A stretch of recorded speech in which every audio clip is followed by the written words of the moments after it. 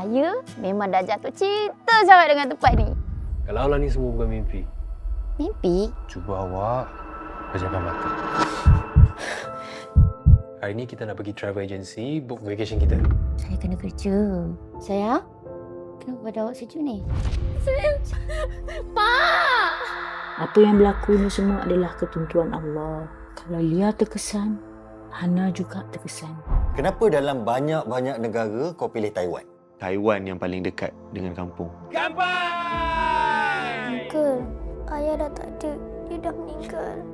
Hana buat apa dengan gambar ayah ni? Masa orang tu ada dulu, tak nak sayang. Bila orang tu tak ada, sibuk nak sayang gambar. Tak boleh hidup tanpa awak. Okay, I'm back. Saya dah gila ke?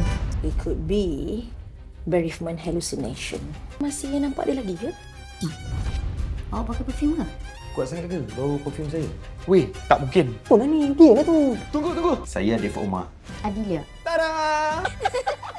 Adif tu mesti nak curi anak saya. Bukan curi, kongsi. Sekarang ni saya dah sampai Taiwan. Saya dah penuhi impian awak. Stalker! Saya tak tahu bawa dekat sini lah. Saya sampai dulu. Awak pegang ni. Saya bawa awak ke tempat selamat dan tempat yang awak nak tuju.